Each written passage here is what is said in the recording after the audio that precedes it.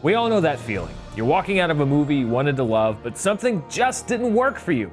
Now this can happen for so many reasons. An underwritten script, lackluster directing, or maybe the movie's just not your style. But every once in a while, you can help pinpoint the problems with a film by putting it next to a similar one to compare and contrast. That's what we'll be doing today as we look at Jurassic Park and Jurassic World side by side.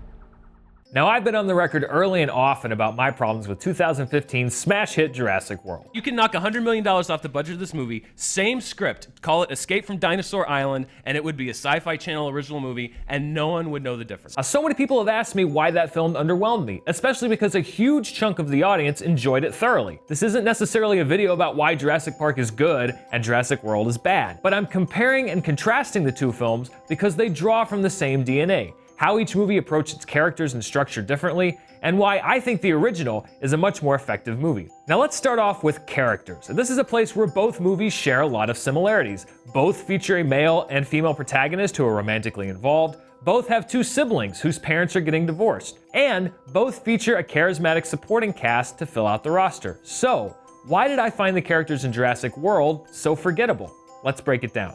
At a basic level, movies can give you information in two distinct ways: showing and telling. The original Jurassic Park does a lot of showing, choosing to do much of its character work through inferences and supporting details. For example, we aren't told directly that Alan Grant and Ellie Sattler are a couple until almost halfway into the movie. You two are, yeah.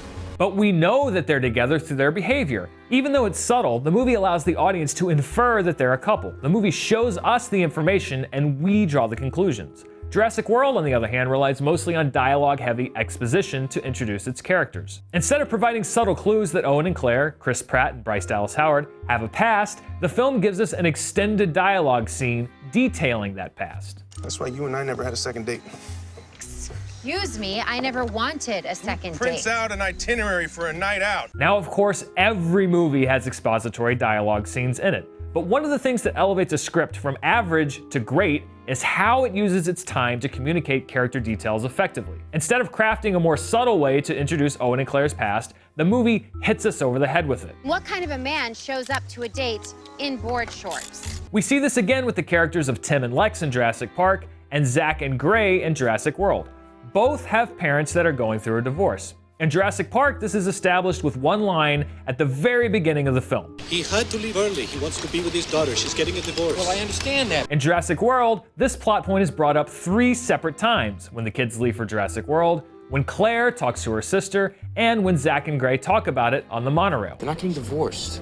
In Jurassic Park, Tim and Lex's search for a parental figure makes more sense given the context of knowing that their parents are divorcing, but it's not a detail that's important to the movie as a whole. That's why a simple mention at the beginning of the film suffices. In Jurassic World, the audience is reminded 3 times about Zach and Gray's parents' divorce, but it never has any effect on the film. When a movie keeps reminding you of something, it's telling you that what you're seeing is important to remember. When things like these aren't properly developed, it's confusing, and it leaves you asking, why did they show me this? Instead of taking time to give its characters depth, Jurassic World fills its runtime to the gills with several plot lines, many of which serve no narrative purpose other than to take up screen time. And when a movie does this, it often results in things that happen in certain ways for no apparent reason. Let's take a look at one of the biggest examples of this in Jurassic World: the death of Zara, Claire's assistant, who's been assigned to watch her nephews. Now, the movie plays her death out in a prolonged sequence that seems to revel in her demise. She's terrorized by pteranodons, dropped into a water tank, terrorized again, and then eaten by the Mosasaurus.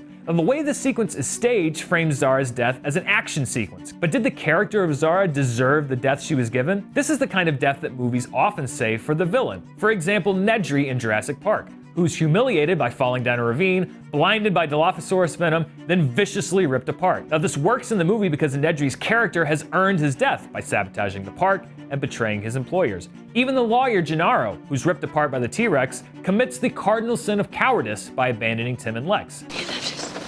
He left us. But what did Zara do to deserve this? From what we can tell, she's a capable assistant. She isn't negligent, the kids ditch her, and she doesn't mistreat them. So the movie decides to punish her for the sins of talking on the phone and being British, I guess? Ironically, it's Claire who does things she should be punished for, neglecting her nephews. Today turned out to be a really bad day for me. Here with my assistant. An obsession with money and merchandising. Verizon Wireless presents the Indominus Rex. failure to act when the Indominus Rex escapes, which potentially costs lives. Evacuate the island. We'd never reopen. In most movies, this kind of negligence would at least be setting up a heroic act of sacrifice. But she's never punished for these actions. Instead, we're told she's the hero of the story, despite the fact that she really has no redemptive arc. It's this lack of focus and follow-through on the characters that makes Jurassic World feel so disconnected. And the character issue is just a symptom of one of Jurassic World's greatest weaknesses: structure. Jurassic Park and Jurassic World share almost identical runtimes, which makes comparing their structures a lot simpler. One major difference between the two films is that Jurassic World suffers from a phenomenon that I call fourth act syndrome. It's when a movie wraps up all the main plot threads you've been watching thus far in order to set things up for an even bigger finale. The movie basically hits the reset button. 85 minutes into Jurassic World, Zach and Gray are reunited with Claire, the public is rescued from the escaped dinosaurs, and Owen and Claire's flirtation is resolved. The movie now becomes about Vincent D'Onofrio's character Hoskins and his plan to use raptors as weapons, which means all the characters who are now safe have to be put back in danger by an entirely new set of circumstances. Now, there's absolutely no reason why Claire and her nephews need to be present during these events, except to set them up to be endangered at the end of the film. And while the dinosaur fighting finale looks cool, it feels unearned. Claire's decision to get the T-Rex isn't a payoff to anything set up earlier in the film. The T-Rex is barely glimpsed throughout the entire movie. And Claire never even acknowledges its existence or any aptitude for knowing how to lure it to the fight until the movie needs her to do these things.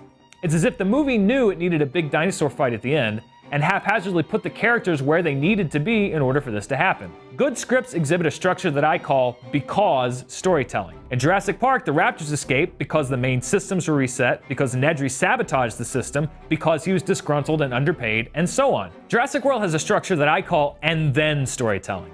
Hoskins unleashes the raptors, and then they turn on Chris Pratt, and then they change sides again, and then they team up with the T-Rex against the I-Rex. None of these events are connected to each other, they just kind of happen.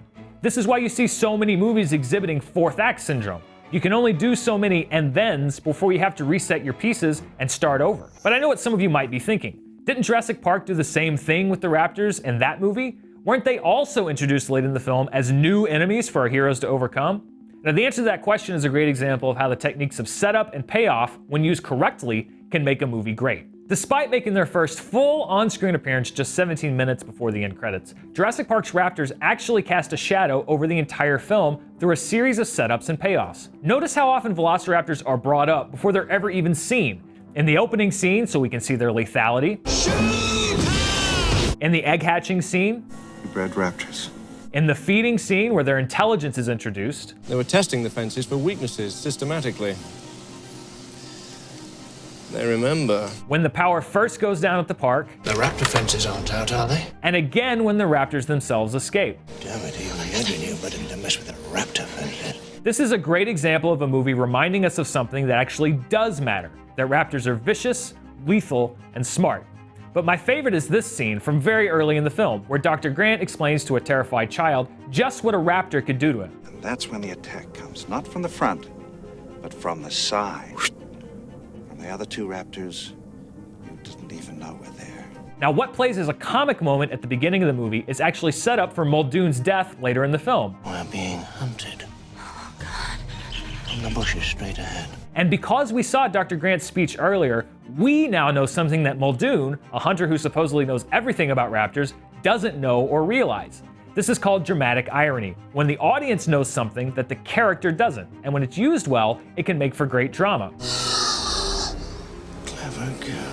One of the reasons Muldoon's death is so memorable is because it's the payoff to a narrative thread that was planted over 90 minutes earlier. As a matter of fact, most of the dinosaurs in Jurassic Park have traits that are set up early in the film, like the T-Rex's visual acuity. Maybe his visual acuity is based on movement like T-Rex. And the Dilophosaurus venom's toxic effects. We now know Dilophosaurus is actually poisonous, spitting its venom at its prey. Compare this to the Indominus Rex, whose abilities seem to be made up on the spot to fit the scene that it's in. It can camouflage! That thing's part raptor. It hid from thermal technology.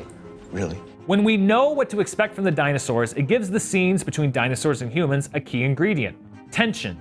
Muldoon tracking the raptor is tense because we suspect that there's another raptor stalking him, and he does not. To apply this to Jurassic World, imagine the scene with Chris Pratt and the park employees in the Indominus Rex pen.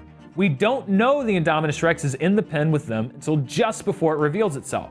But imagine if the movie had previously established that the I-Rex was able to camouflage itself and hide from the thermal cameras. This scene would now have 10 times more tension. Instead of both the audience and the characters not knowing that the Indominus Rex was stalking, we would know that the characters are in danger, and they wouldn't. It's a simple technique that, when applied correctly, dramatically ups the ante for a suspenseful scene. Another thing that makes Jurassic Park's story so much sounder than Jurassic World's is the care and detail it gives to its characters first. Now, this care is evident when both films are watched side by side.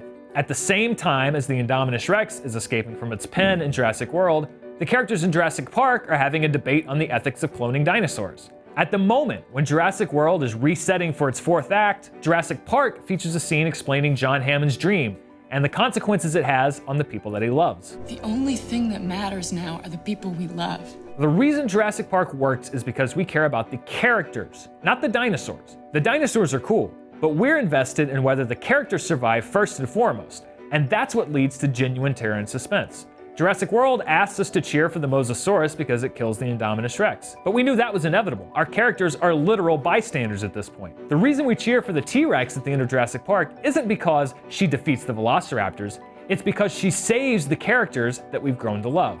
The differences between these two movies are best exemplified when examining the last scene of each one. Jurassic World ends with a T-Rex roaring in front of an empty park. Pure spectacle and noise. Jurassic Park ends in a wordless scene. Malcolm is humbled by nature's wrath, Hammond, always so full of hope and enthusiasm, faces the defeat of his life's work, and Grant and Sattler become the family unit they talked about becoming at the beginning of the movie. But the fact that Jurassic World isn't as revered as Jurassic Park isn't news. Even the most fervent Jurassic World fan would probably admit that. The important question is, why does this matter? Why spend so much time comparing these two when the high quality of the original film isn't even in question? I'm not trying to tell you that you're wrong for liking Jurassic World or that you have to agree with me, but I do think it's important to point out what great movies do well and what mediocre movies do poorly. All too often it seems like we're told to choose between high-budget blockbuster action films and smaller story-driven movies. But the fact is, we don't have to make that choice. And if we as an audience make it clear that we expect more, then maybe the studios will actually listen. It's the characters we love, not the effects. And we owe it to ourselves to make sure that great characters and great stories in blockbusters don't go extinct. So those are my thoughts on Jurassic Park and Jurassic World. What did you think? And what two movies would you like to see us put side by side? Let us know in the comments below. And until next time, I'm Dan Murrell. Thanks again for watching. Click here for even more Screen Junkies news, and don't forget to subscribe.